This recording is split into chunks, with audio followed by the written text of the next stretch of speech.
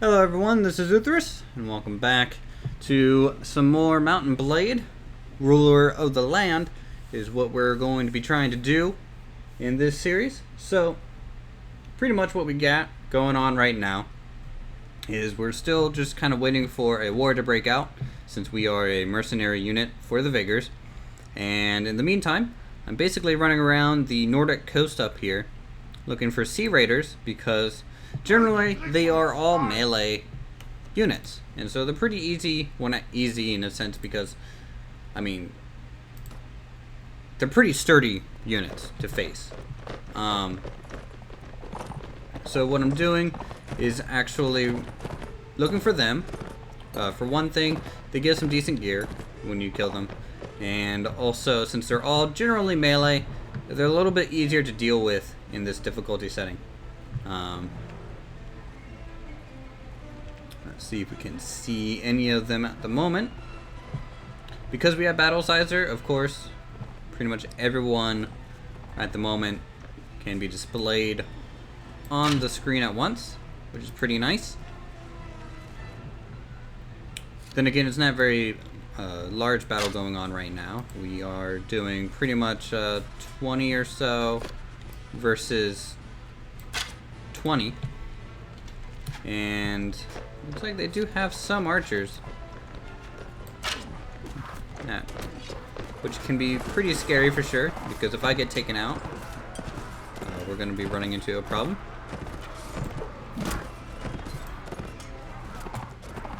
And since they have pretty good armor, I really want to stay mobile. I don't want to get surrounded by these guys. My shield is not my shield, but my sword in general, not the best thing against the scale chainmail that these guys are wearing. So the best thing for that is probably a mace or something that does piercing damage. I mainly do a lot of chopping damage with this weapon, but the reach is very nice for mounted combat. Let's see how well we fared against this group. I decided to start the episode just with a bit of combat. That way we kind of, get through the monotony a little bit. We're going straight into footmen. I think that's kind of the most versatile early on, especially for Vaegir. Their mounted units aren't very great or very strong, so I'm going with more infantry. They kind of take after the Nords a little bit in terms of their infantry, which is pretty nice. It looks like we actually ended up finding a mail shirt, which is a nice upgrade for our character, and also a better helmet for us, which is pretty nice. And then looks like nothing in terms of weapons. A little bit better of a Nordic shield upgrade, and just about 20 more HP. Nothing to really write home about, but we can take some of the items to sell at least. I kind of want this spear. I don't know if you can do couch lancing with it though, but that's gonna be a trade-off. I get rid of my crossbow, go spear, and then maybe have a throwing weapon for a while. I'm gonna test that out, and we'll just do these throwing axes or javelins. Let's see which one has more ammo. Looks like the javelins. So, and plus I can also switch the. Oh, I don't have the attributes. Requires power throw. Either way, I do want to try and use the spear a little bit for our mounted combat. I think it will pay off in the long run. Couch lance damage can really be an easy way to thin the ranks of the enemy. So let's see, it looks like we have some people to upgrade into some more infantry, and then some veterans as well. I gained a level, which is wonderful. We got basically 10 in int and charisma, which is nice as well. We're going to go ahead, and trainers already ranked up. Maybe I'll put one weapon in power throw just so I can use those javelins. Put some ranks in throwing. At least try and bring it up a little bit with our crossbows. Attribute point wise, I'm thinking if I put a point in intelligence, it's going to give me an extra skill point. which I think is pretty handy. And we could get, I could either get leadership, which increases our party size and decreases wages, or maybe another point in iron flesh, which would bring our HP up to 55. About surgery? No. First aid? No. Wound treatment? Party healing speed? That's okay. Seeing range? Not really important right now.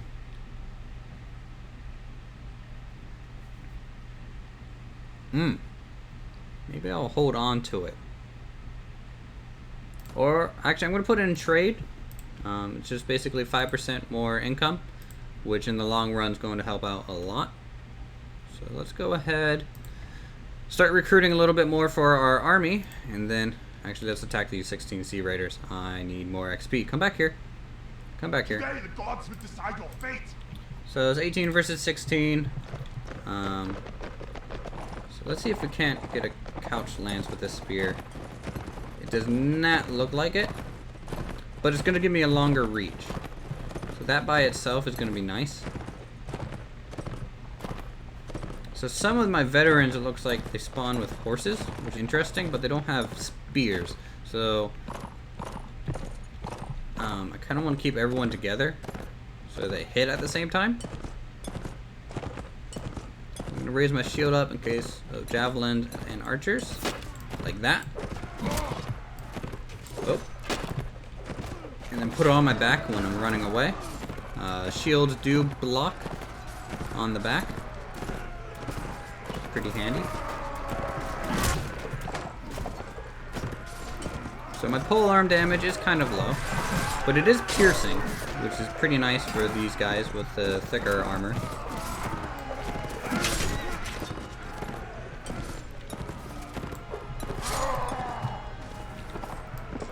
I feel like my sword did a little bit more, but have points in one-handed over polearms.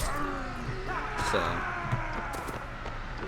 obviously we're gonna keep losing people, and we're gonna have to recruit. I lost 2 more men, but we'll just keep upgrading them to infantry. We have pretty much no footmen left alive right now. Everyone's pretty wounded. A slightly better helm.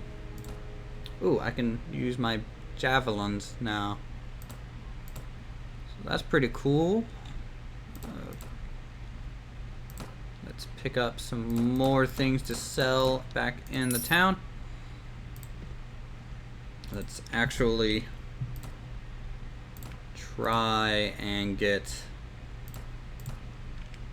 some more units as well.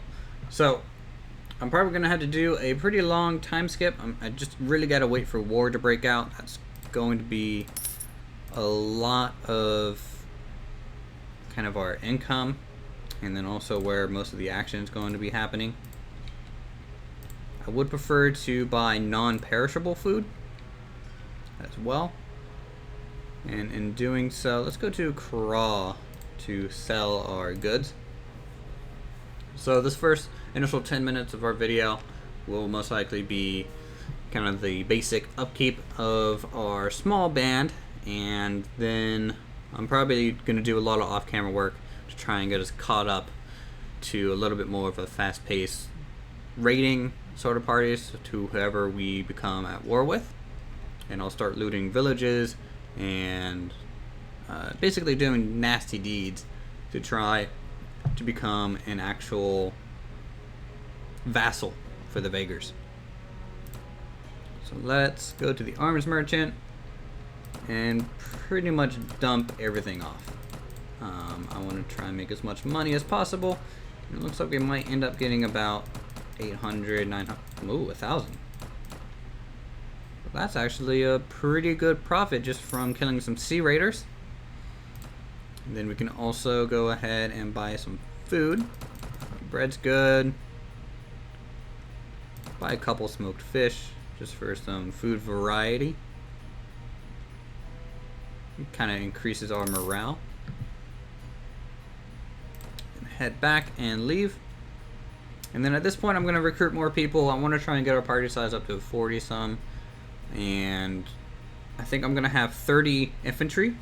So that's the goal, which is what we have right now.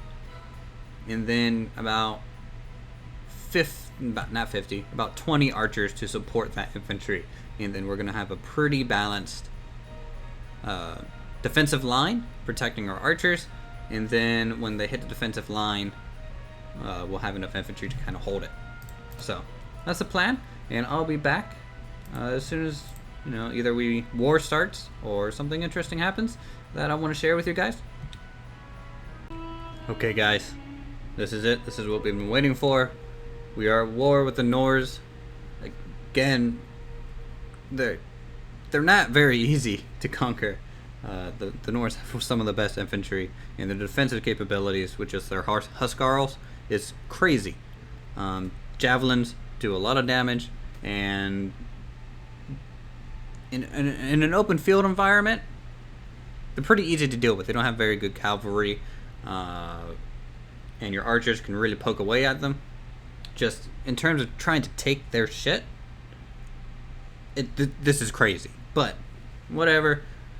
We are a mercenary, so this is the news we've been waiting for. As you can see also, I have increased our party size to 52. We have just 10 recruits left to kind of train up. We actually have one Vaegirs guard. This is the highest rank of infantry for the Vaegirs. We can talk about his HP. He's basically level 24, which is awesome. He has a little less HP than me, but as you can see, he's wearing not plate mail. I think this is... I forget the name of this. No, it is plate mail. It's plate mail. It's not plate armor. They're two different things. So there's basically metal plates in here in this jerkin covered in leather. They also have some chainmail, which is pretty nice to have a shield and an axe. Pretty boss. Cool thing to know as well. Thank you, Noah, for letting me know that I can actually speed up time, because that is an awesome thing to know and makes this much faster. Just running up and down the beach at super speed is very nice. And in fact, what I'm going to do is I'm going to go ahead and try and just raid this town here. If that's even possible. Take a hostile action, loot and burn. They quickly scatter and run. So yeah, I'm going to raise this freaking village. And if I keep doing this with the Vaegirs, what's going to happen is eventually I might become a vassal. And also if I help them, take castles and that kind of stuff. So my relation with the Nords obviously went down a good bit, and also with the Jarl of this town. So I found 50 dinars, but you mainly do this for items to sell. As you can see, this is a very salt producing village. Iron tools sell for a lot, and also you can get some food for your army. That's pretty nice. They have a caravan. I'm gonna attack the caravan. That'll be pretty cool. I don't think I could actually ever really catch up to it. It is faster than me. Oh well. We'll go to Rivercheck. Some big news is going down right now. It looks like we're going to siege Wercheg Castle. This is one of their capital cities.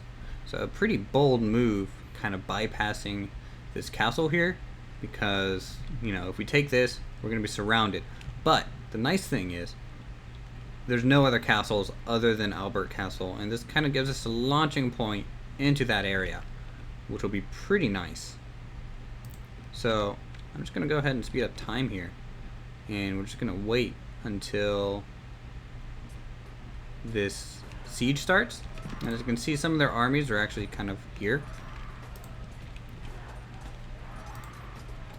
And the siege actually is starting. Wow, they only have 150 units in here. That's not nearly enough to hold a keep, especially a capital city. You need probably about 300. So, and we also got lucky that there's no army in this castle. So we're gonna go ahead and join this next assault. You guys are gonna see a whole lot of units on this thing, and I'm gonna hide because I'll probably just die. if I poke out right now. But you guys can see we have a whole lot of people going up to this wall. I had kind of a bow. That'd be pretty nice, but I do not. Let's see if I can't javelin someone. Oh, I hit him. That's actually pretty funny. No, don't shoot at me.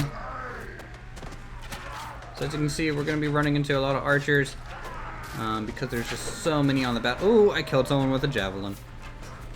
Actually, no, I just did more damage. How are you not dead, guy? Die. No, don't shoot at me. Isn't that what I want? So what I'm going to do is I'm going to select all the archers, because you don't want them climbing up the walls. I'm going to tell them to hold this position, and I'm going to hug the wall again and hide like a little coward. Obviously, we don't have many archers compared to them, but if we're able to breach the wall here and get a good foothold, we should be able to win this battle. This is definitely the first siege. Now the problem with Nord forts and castles, as you can see, they have wooden walls. They're not very, defensive. You have a very wide attack point, so you can get a lot more units in there. And then also, their archers are kind of poor. If they have a bunch of Huskarls, they can pretty much hold it forever. But luckily, Vaegirs archers are pretty good if they can maintain a good spot. As you can see, we're having some reinforcements come in. We killed enough of our men, and so we get another wave archers. I'm gonna have to tell them again to kind of update where they are standing. So we're gonna tell them to stand over here. As you can see, we pretty much took the ramp pretty easily. In fact, this is going to end pretty soon. And I think this will pretty much be the end of the episode as well. Hopefully, we gain a lot of rep with our faction. As you can see, we have a nice row of archers. The archers are my favorite thing to watch in this game. Just the hail of arrows can be so intimidating. Like, if you have 50 archers shooting at once, it's hilarious, because they'll just start breaking their shields. Which I don't even know if that was a problem in a real battlefield, or like how often that had to happen. Like, if you had a shield with 50 arrows in it, you would almost have to abandon the shield.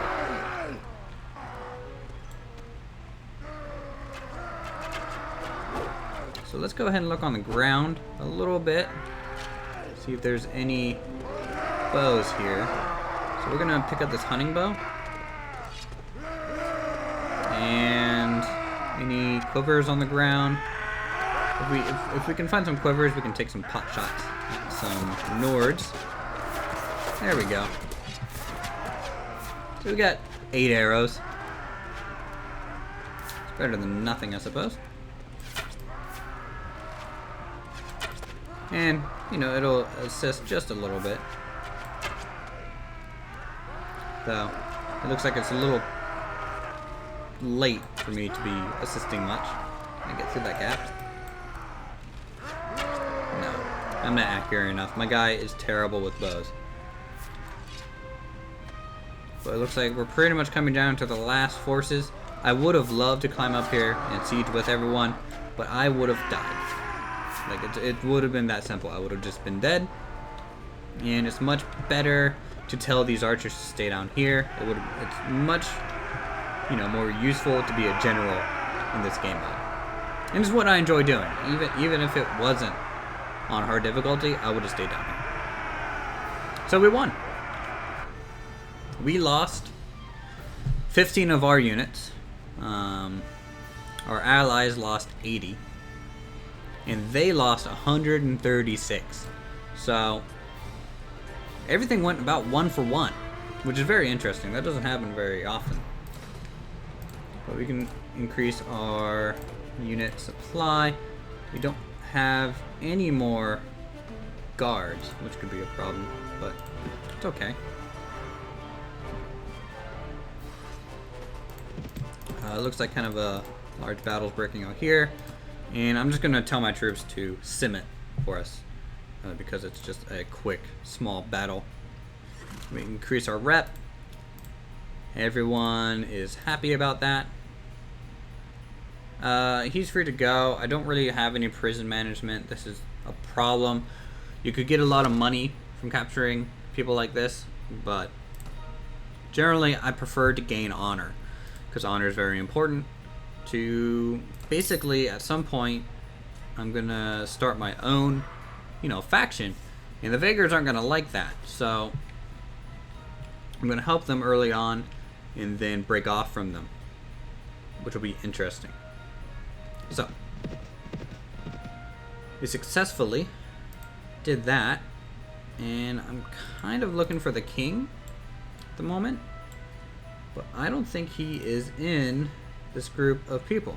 I don't think he participated in this fight at all. Let's go ahead and just ask one of these groups, but they seem to all split up pretty quickly.